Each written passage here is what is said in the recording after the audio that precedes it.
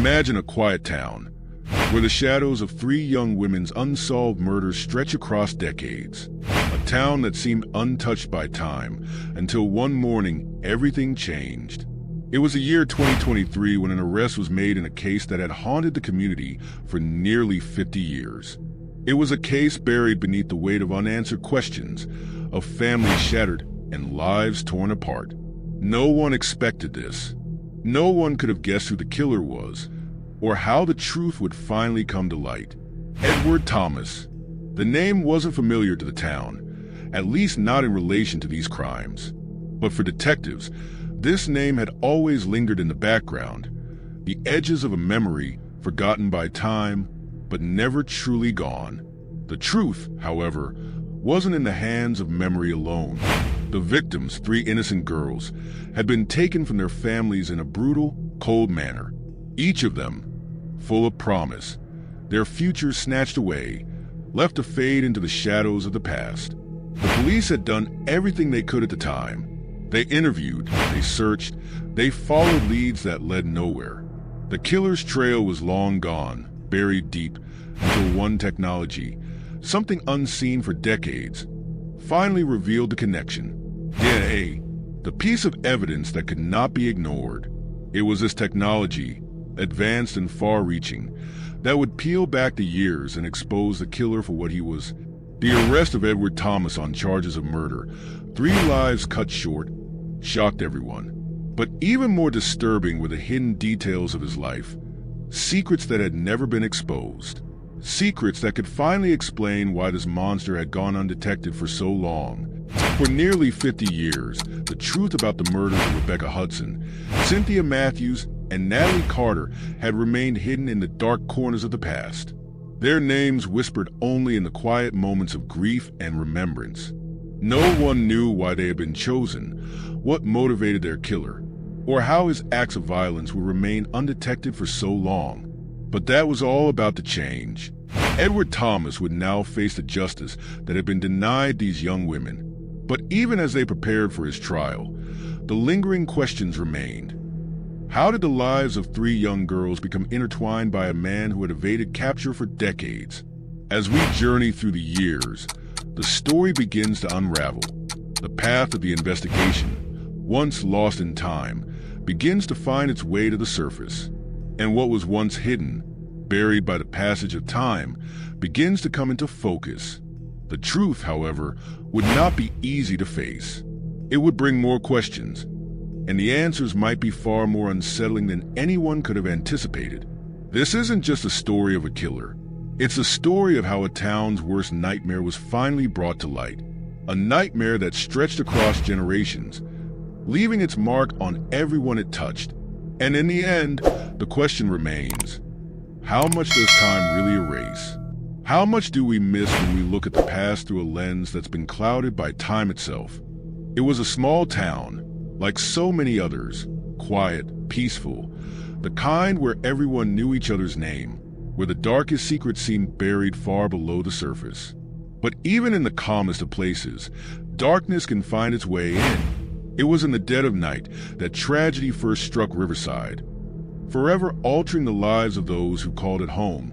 Rebecca Hudson, just 16 years old, with a smile that could light up a room, a promising future ahead of her. Dreams too big for a small town, but too vivid to be dismissed. On March 17, 1977, Rebecca told her mother she was meeting friends at the local diner. But when she didn't come home that night, something changed. The town, normally so full of life, was gripped with an unease that couldn't be shaken. The following morning, as the sun began to rise over Riverside, her body was discovered in a secluded area near Riverside High School. Strangled.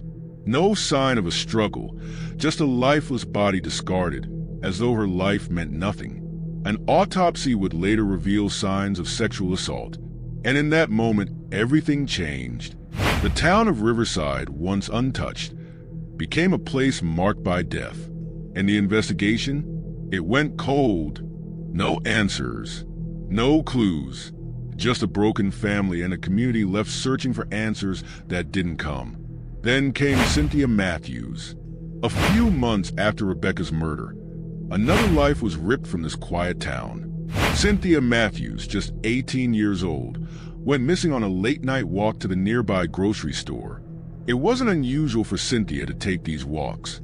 She was independent, someone who could be counted on to come home. But that night, she didn't. And when the sun rose the next day, her body was discovered in a vacant lot, not far from where she had been seen last.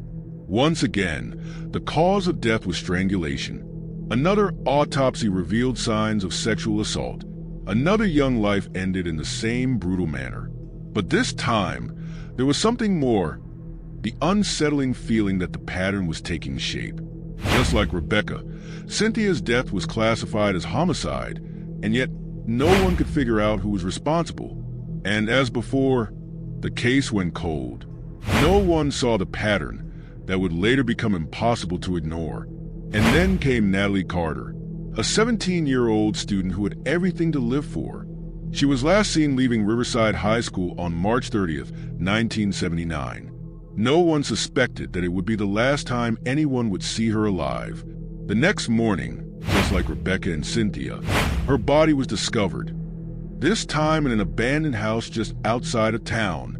Strangled, sexual assault, the same chilling pattern.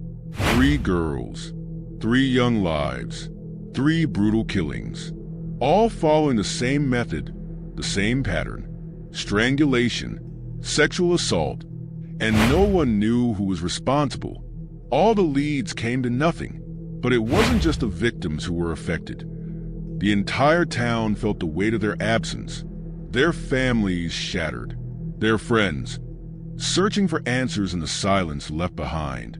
At first, investigators believed the murders were separate events. After all, how could they be connected?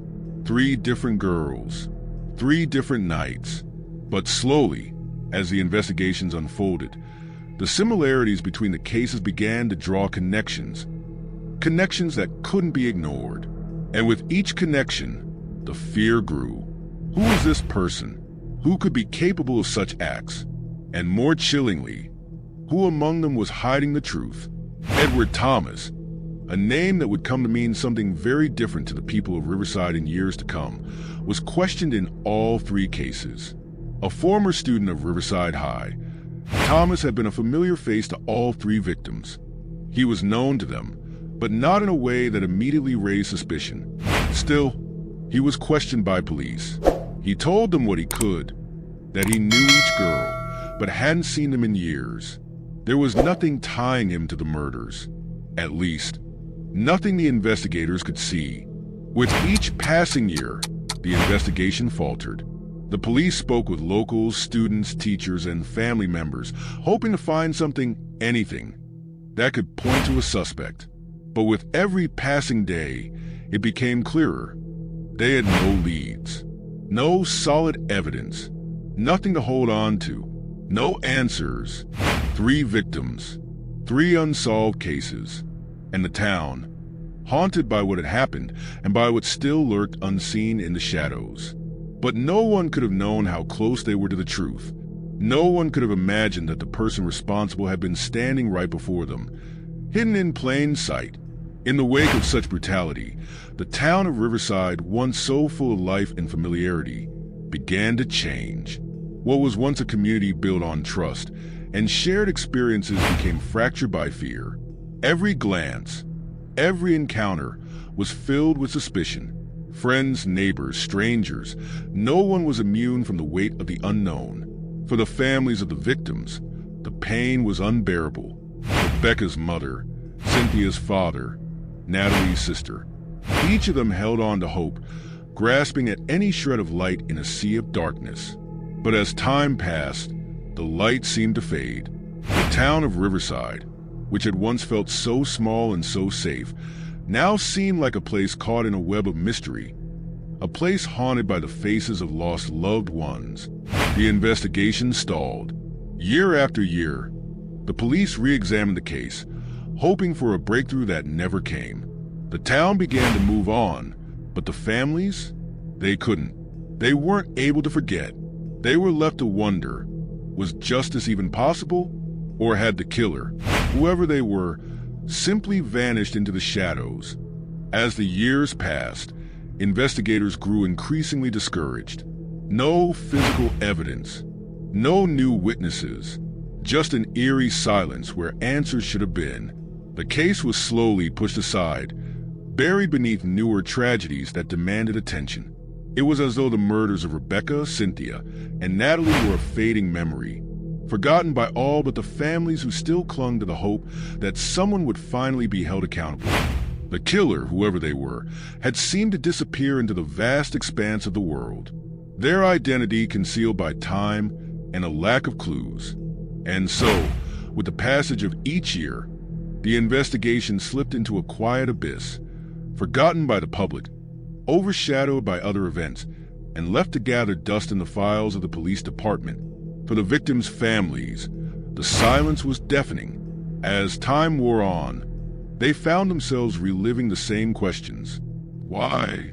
Who would do something like this? Why were their loved ones taken? The families were forced to endure their pain without the closure they so desperately needed. As the years dragged on, investigators were left to face a harsh reality.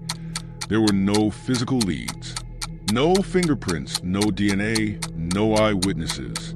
Just a string of unsolved deaths, a town frozen in grief, and a growing sense of helplessness that nothing would ever change. And so, the case faded into the background. New tragedies, new cases took the spotlight, and the people of Riverside, though forever changed by what had happened, began to move forward, or so it seemed. But still, there were whispers. There were those who wondered, and for those who couldn't forget, who couldn't let go, the question still lingered.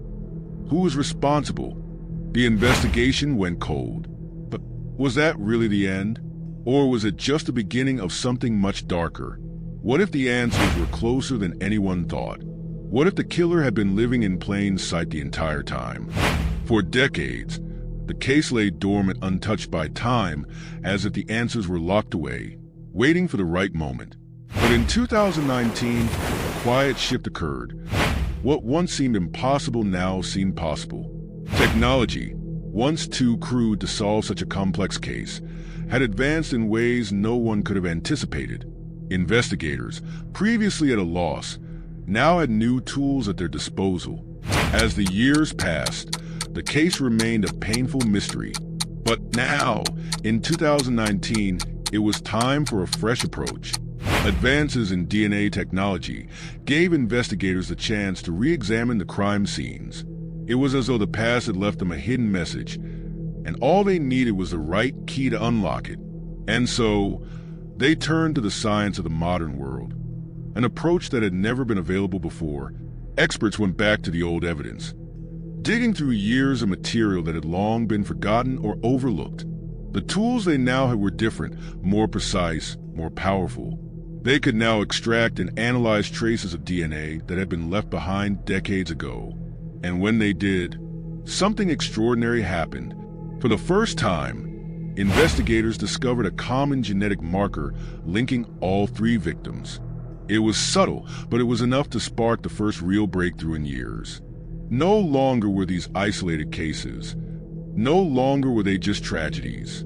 They were connected, bound by something that could no longer be ignored. In 2020, after careful and meticulous work, detectives found what they were looking for: a male DNA sample. It wasn't just a random match. It was the same DNA found at all three crime scenes. The pieces of a long-forgotten puzzle started falling into place. With this new revelation, the focus shifted. All signs pointed to one person, Edward Thomas, a name that had been in the case file since the beginning, but had never been seriously investigated. A former student at Riverside High, Thomas had been questioned when the murders first occurred, but he had never been considered a suspect. Now, the DNA told a different story. Edward Thomas was a link, the one person who had somehow slipped through the cracks. For years, he had lived his life, untouched by suspicion, while the families of his victims had been left without answers. But now, with the power of modern science, the truth was coming to light. With DNA as their proof, investigators began to connect the dots. Edward Thomas had been a student at Riverside High when Rebecca, Cynthia, and Natalie were murdered. He had been in town during those dark days, but no one had suspected him. He had blended in, walking through life while the killer continued to remain anonymous. As the investigation grew, it was clear this was no longer just a cold case. This was the case that had been waiting for the right moment to reveal its truth. And now, that moment had come. In 2023, the investigation, which had once seemed lost in the fog of time, was suddenly illuminated by the flicker of new evidence. The case, which had been cold for decades, found its unexpected resolution in something as old as the crimes themselves, DNA. After years of waiting, the breakthrough came not from the crime scenes, but from a much closer source. It was a simple connection, one made not through conventional investigation, but through family ties. Authorities began by tracing Edward Thomas, the name now at the center of this long unsolved puzzle. Their search led them to an unexpected place, a nursing home in Utah, where Thomas had been living quietly, a man far removed from the horror of the past. But it wasn't just his name that had resurfaced. It was his children. They became the key link that had been missing. Through genetic testing, it was confirmed. His son's DNA profile matched the biological samples collected at the crime scenes of Rebecca Hudson, Cynthia Matthews, and Natalie Carter. This new development was a chilling reminder that the connection was far closer than anyone had imagined. The investigation moved swiftly from this point, with authorities securing a DNA sample from Edward Thomas himself. When the results came in, they were unmistakable. Edward Thomas was indeed the man who had left his mark on those 3 young women. The DNA evidence tied him to the victims, confirming what was once only a suspicion and bringing the weight of truth down on him like a heavy stone. In the end, the investigation was no longer about chasing shadows or piecing together whispers from the past. It had become a clear and undeniable reality. And with that, Edward Thomas was finally arrested in January of 2023 in a nursing home in Utah. The man who had evaded justice for so long was now facing the consequences of his actions. He was arrested on charges of murder and sexual assault, charges that he had evaded for decades. His arrest marked the culmination of years of frustration, and for the families of the victims, it was the moment they had been waiting for. But it was also the beginning of a new chapter, one where the truth would finally be revealed in full. As the dust settled and the arrest of Edward Thomas became the breaking news story of the year, the small town of Riverside slowly began to exhale the collective breath it had been holding for decades.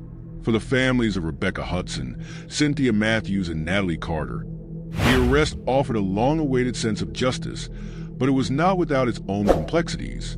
There was no celebration, no relief, only the recognition that after all this time, the truth had finally been uncovered. The weight of that truth was heavy, and it carried with it not only the closure they had been denied for so long, but also the ghosts of their lost loved ones. Interviews with the families of the victims revealed the deep, lingering scars of their pain. "I never thought we would see this day," said Emily Hudson, Rebecca's mother, her voice quivering as she spoke. "For years, I held on to the hope that anyone, would finally take this seriously."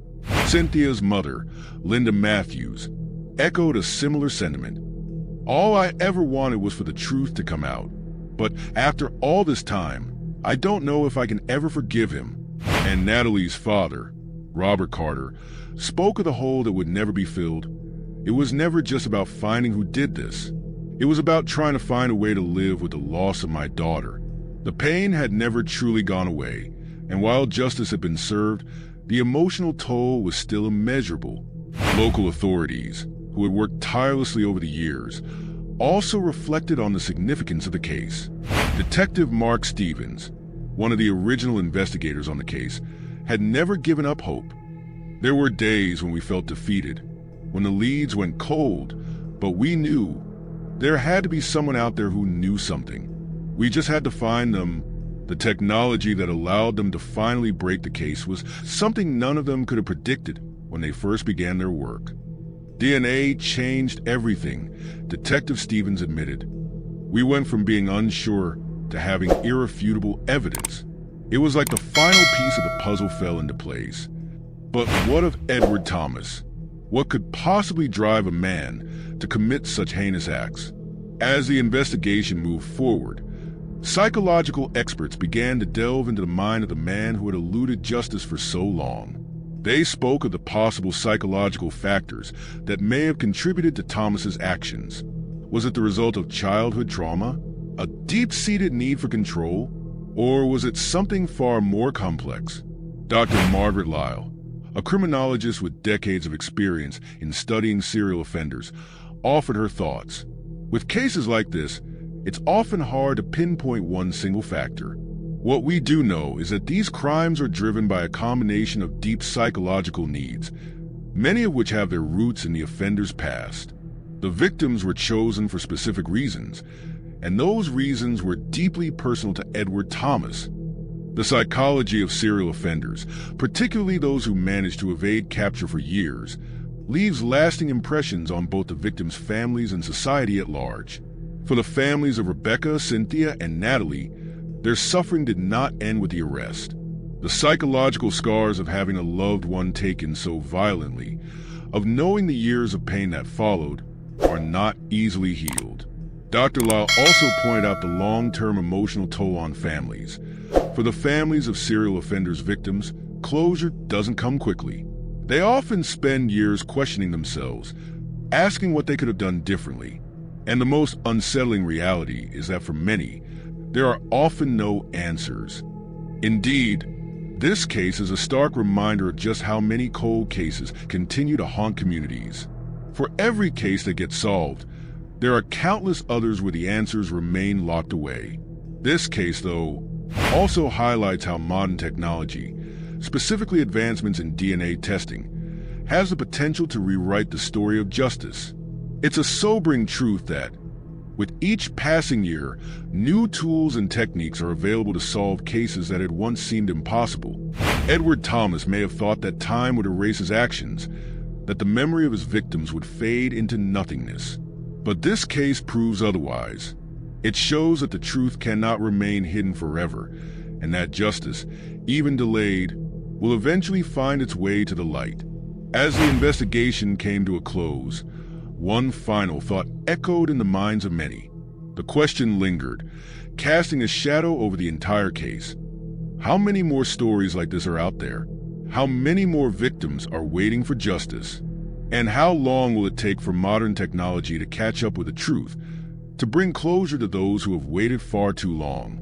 The answer is uncertain, but the case of Edward Thomas and the families of Rebecca, Cynthia, and Natalie will forever stand as a testament to the pursuit of justice and the lingering questions that remain in its wake.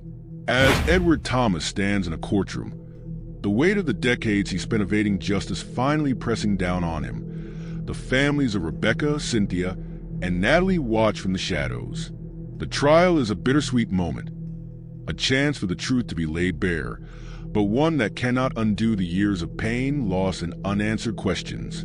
His arrest marked the beginning of the end for a long chapter in the lives of those who had suffered, but the scars left by those years of grief would never fully heal. Edward Thomas, once a shadow among the people of Riverside, now stands accused of crimes that haunted this community for decades. But for the victims' families, there is no sense of relief, no feeling of triumph. For them, justice is not a simple matter of a courtroom verdict. It is a recognition of lives stolen too soon, and the long journey of loss they were forced to navigate without answers. There is no undoing the damage done, no erasing the years spent in uncertainty. The families of these young women were left to rebuild lives that had been shattered, their loved ones forever absent. Yet, as Thomas faces trial, something becomes clear. The past can't always be neatly packaged and left behind. The story of this case will remain, lingering like the faint echo of a bell long after it has stopped ringing. Even as the law catches up with the man who eluded justice for so long, the larger, more unsettling question persists. What other secrets have been buried over time?